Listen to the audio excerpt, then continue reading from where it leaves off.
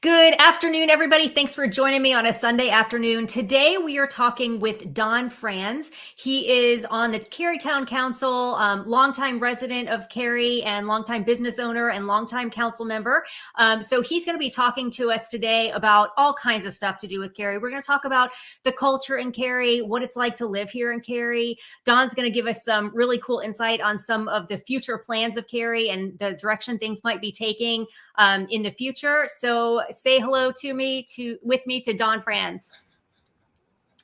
Hey, Don, thanks for joining us today. Oh, thanks for having me. I appreciate it. Yeah, we're excited to have you. Okay, so let's just go ahead and jump right in. Why don't you tell me a little bit about you? How long have you lived in Cary? Over 30 years now. I actually ended up in Cary by luck. When I was graduating high school, my parents were getting divorced and I had three choices. I could stay in California and go to college on my own with no money and no job. Or I could move. My dad was moving to New York. I could go there, or I could go to South Hill, Virginia with my mother, which is where her family was. So I kind of thought going to the country would be kind of cool. You know, I could do hunting, fishing, outdoorsy stuff, all that. Mm-hmm. Got to South Hill, total culture shock, way, way different than what I was used to living in. And spent the next year trying to get the heck out of South Hill, Virginia. A friend of mine had taken a job here in Cary. Came down to visit him one weekend, fell in love with the place immediately. Went home, loaded up all my stuff, moved to Cary, and been here ever since. My wife and I own Frantz Automotive. We've got 6 kids. We now have 5 grandkids, 2 more on the way. Wow. And then, I'm on the Cary Town Council now. So awesome. So tell me how long you've been on the council and what made you run. This is my 15th year on the council. Wow. What actually made me run or got me involved in local government in the first place was that long time ago, the town developed these plans for downtown. And part of the plan was to kind of get rid of some of the blue collar businesses, service businesses and stuff like that to make way for new development. Needless to say, I didn't like that idea very much. And so we got involved, got plugged in, a bunch of us organized. We kind of fought City Hall and we won. They, graciously allowed us to stay. And ever since then, I just kind of kept staying involved, kept going to meetings, learning more about the town, what I could do to make a difference and inspire change, work to implement the vision for downtown, but in a manner that included everybody. And I was encouraged to run for office. I did so, I got elected, and for some crazy reason, they keep reelecting me. So for those of you that don't know or maybe haven't ever been to Cary, Franz Automotive it's as iconic as the downtown park, I think. That fountain and Franz Automotive. I mean, his shop is, it's gorgeous. You guys have an eye for design because, you don't often see an automotive shop that looks like Franz Automotive. You can just go in there just to hang out because it's cool. We've been longtime customers, but anyway, so you were able to keep the kind of blue collar businesses. There are some other ones too that are maybe staying, leaving. Tell us what's going on with the future of Cary and some of the plans we might not be familiar with the downtown core. Well, in regards to downtown, downtown is rocking and rolling these days. I think everybody's aware of the downtown park. It's currently under construction. Will probably be, when it's completed, the most epic park in the Southeast.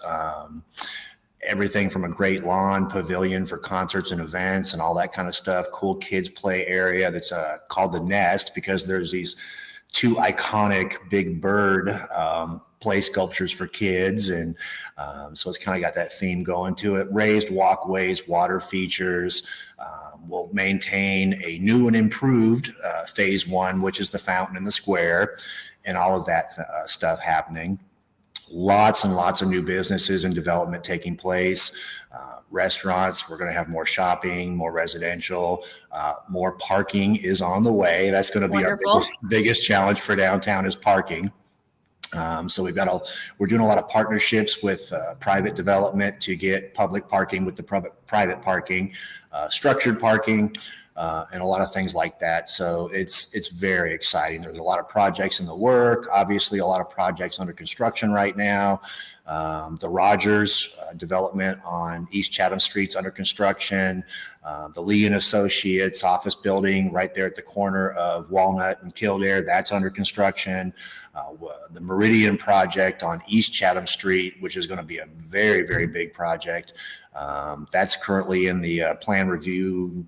Let me jump in real quick. Can you give us some detail about these projects? Because when you say those names, I'm not even sure what you're talking about. So like on Chatham and the Meridian project, is that what you said first? What is that? The Meridian is going to be, I think, over 200 apartments, and then a lot of retail restaurant uses on the bottom end of it. But it's actually the entire site. The development will be wrapping a parking structure. So you're not going to see this big ugly parking deck. You're just going to see a development. But there will be access, on a couple sides to, not only for people that live there, that work there, that want to shop there, but that also that want to, for public parking. The Rogers project. If you've been downtown for a little, I think you still have all these poles sticking in the ground for part of the foundation stuff.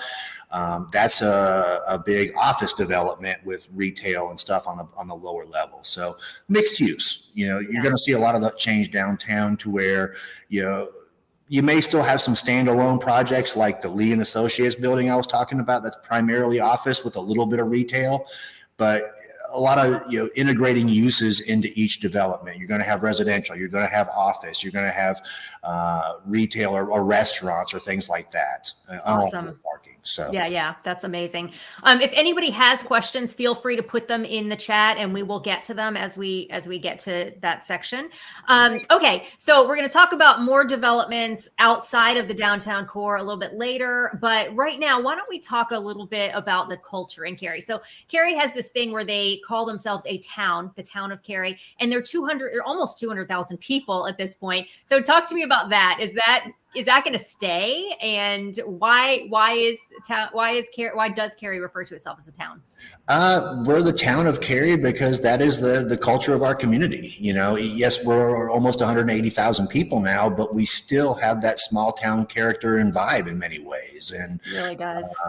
I think Cary is actually technically the second largest incorporated town in the country. But we're at the same time, we're also the seventh largest city in North Carolina. So I think Gilbert, Arizona is technically the largest town in America. Oh, interesting. I think they're over 200,000 people. But anyways, it speaks to the character and the charm and the vibe and what makes Cary Cary.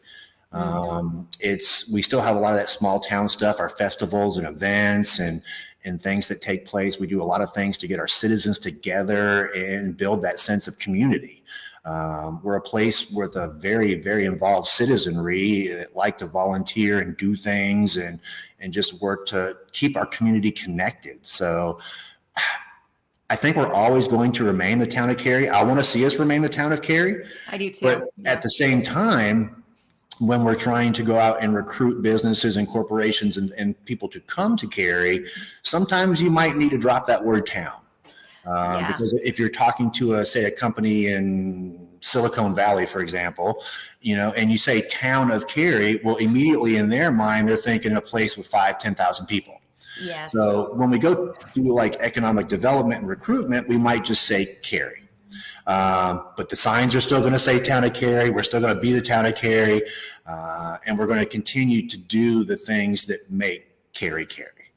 So I've always felt that that idea of volunteerism and that the way that people get involved with their town really makes something a town rather than a city. Because in a city, you have government that puts on all of these things. And in a small town, like if you visit some of these small towns around North Carolina, nothing happens without the volunteers, nothing, because they don't have the resources.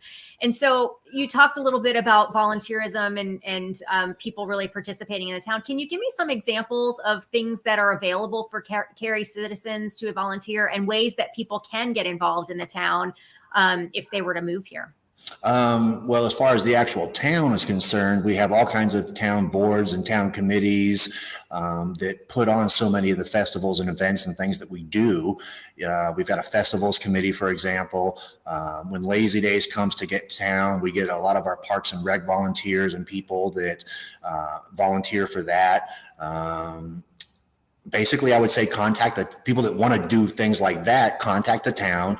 Our Parks and Recreation department would probably be the best people to talk to start off with if those kinds of things are what you're looking to do.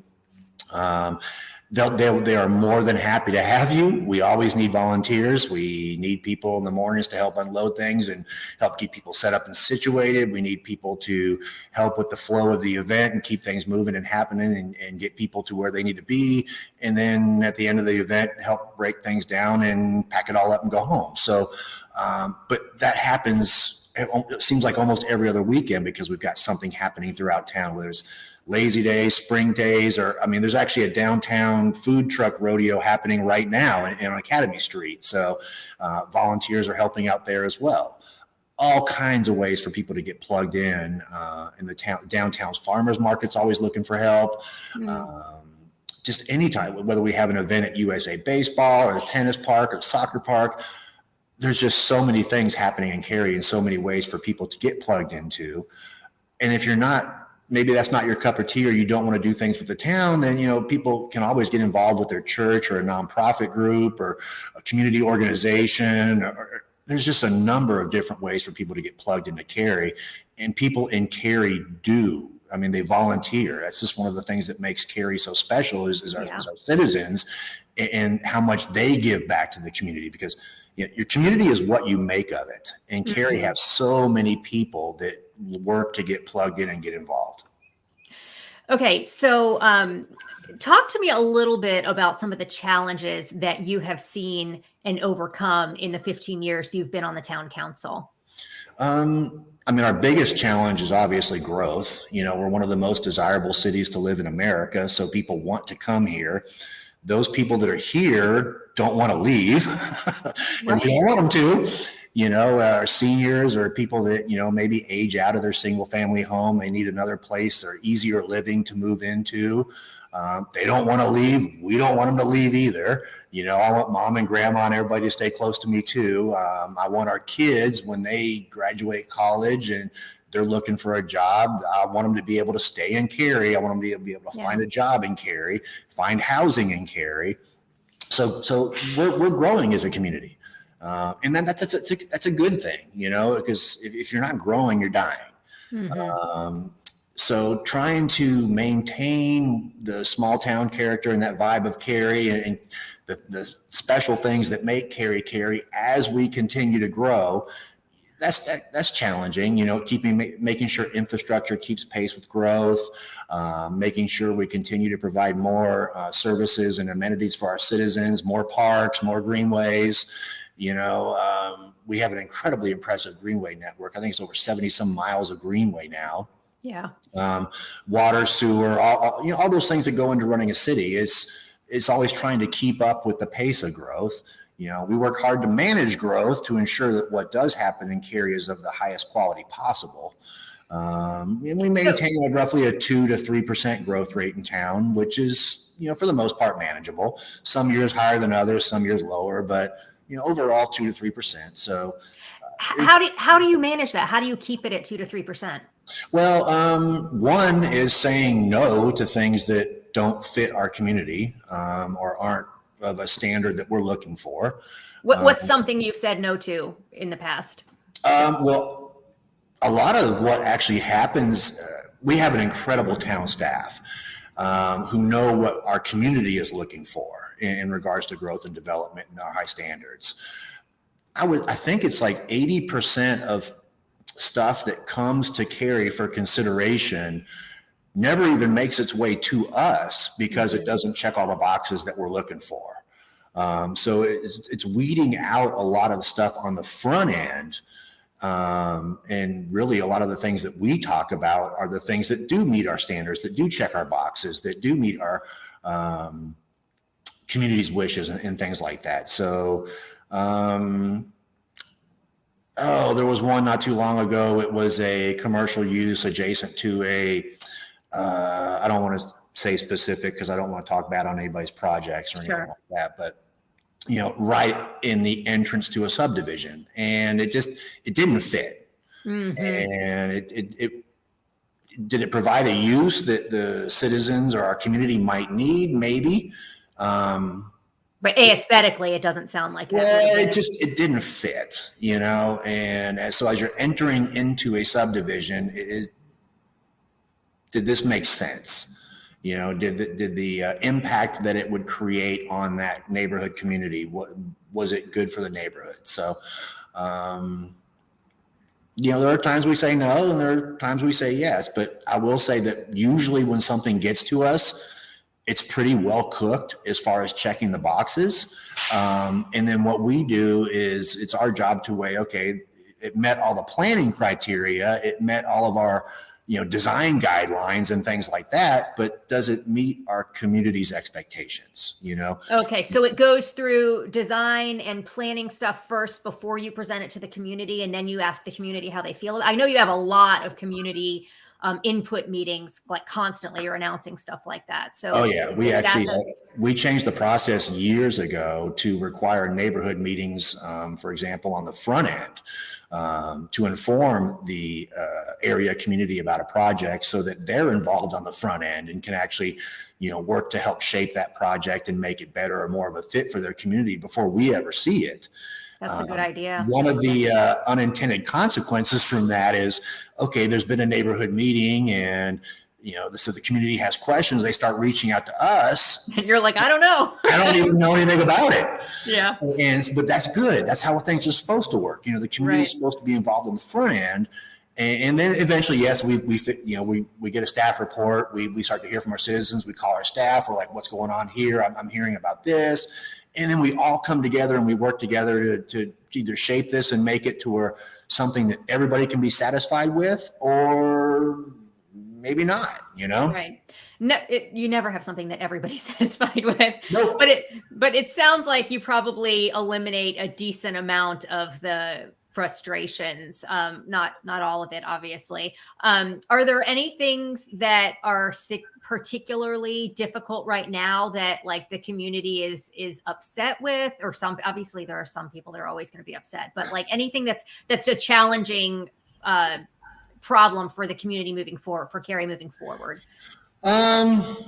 Fenton was actually somewhat challenging in that anytime you have something of that size and scale coming into the community, it's going to generate concern. Interesting.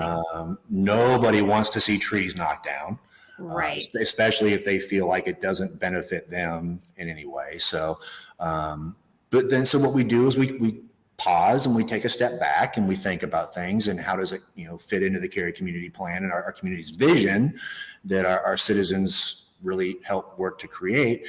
And we spent over 4.5 years working on Fenton to get it to something that our community could be satisfied with and support. When that project was actually initially proposed, it was proposed as a grocery store with some out parcels and a sea of parking. And then Wegmans bolted. Was that Wegmans the first one that? Yeah. It could have been any. We can't determine who the user is. Right. We can only determine what the use is. So, but what we did is, we have this Eastern Cary Gateway plan, that kind of just laid out everything we want to see for that area of town. The Cary Town Center Mall site. Back then it was called the State Property, which is now Fenton, and all that. And we were so blessed to have a developer in Columbia and Abbott and all their folks that were really willing to work with us and roll up their sleeves and come up with something that the town and the community could support and that they could support and buy into.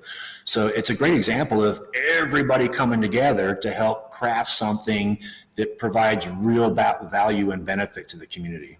Yeah, I am so psyched about Fenton. I think that's going to be one of the best things that's happened in Cary, period. It looks beautiful. When does it open? It's pretty soon, right? The phase 1, I think, opens up here in a couple months. Okay. And then there'll be a number, phase 2, phase 3, and whatever as time goes on. But I think the first phase opens in a couple months. So you mentioned trees and people not liking them cut down. I hear that a lot too. And of course, the trees in the entire Triangle area draw a lot of people. I mean, people come from other cities and they're like, "Wow, everything's so green and lush and beautiful." What is Cary's process for preserving as much of that as possible? We all love our trees. Nobody wants to Yeah. see trees cut down by any means. So we work very hard to be a very green, environmentally friendly community. And we're working really hard these days to do more to replace trees that have been cut down. Yeah. Reality is we're going to continue to, have trees cut down for new development, residential, commercial, jobs, whatever. So let's find ways to plant more trees and get our citizens involved also in helping us plant more trees and being more green. And then also, even we're having conversations now with projects on, okay, let's look at things like green roofs. All right, you've created a lot of impervious surface. How do we get some of that back?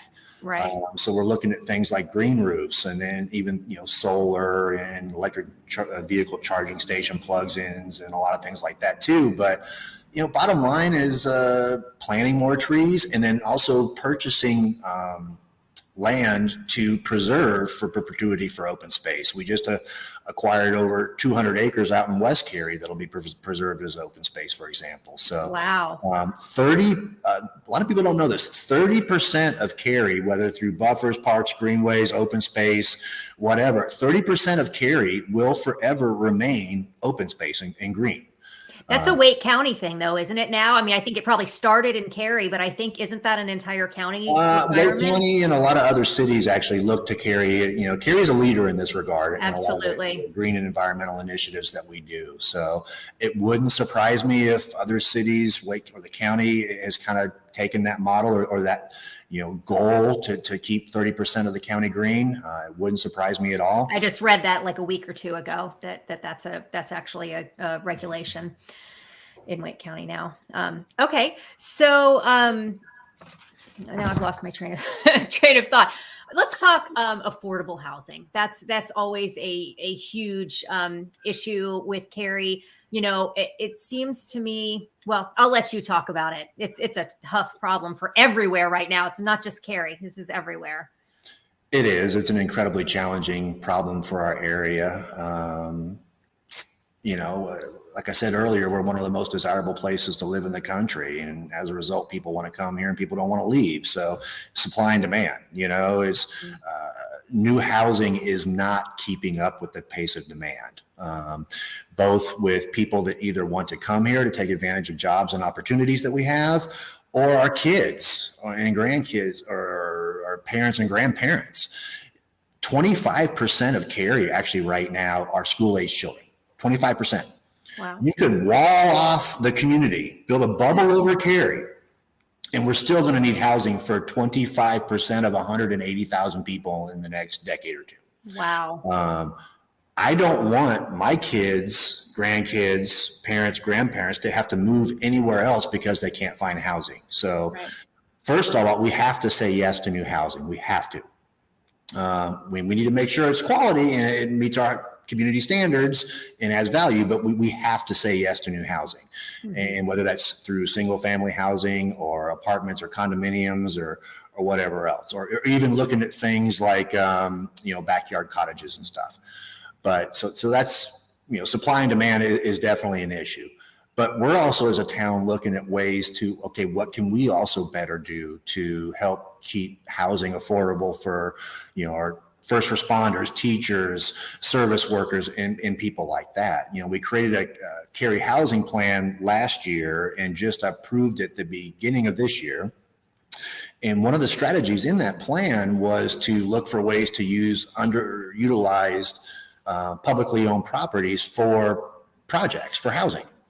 And so we had a site over just off Maynard that the town had originally purchased for a water tower that we didn't end up using because we rehabilitated the old Cary High School water tower instead, which was really cool. Yeah.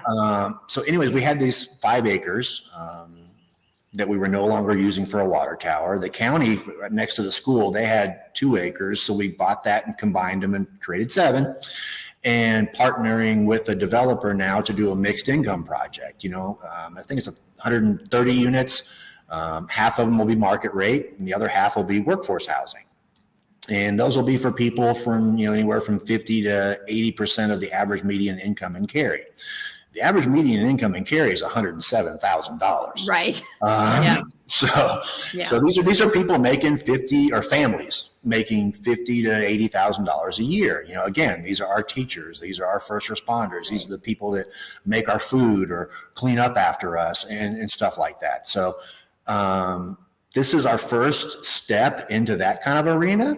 We're really, really working hard, both at the town and with the surrounding community, to shape this project to make sure that it ends up being what we want it to be and something special that adds value to the community, so that this kind of sets that example and earns the trust of our citizens, so that we can hopefully pursue other opportunities throughout the town. So it's an incredibly challenging problem. There are cities across the country that been trying to solve this problem forever. There is no silver bullet solution. Are we going to solve it? No. But can we make a dent in it? Yes.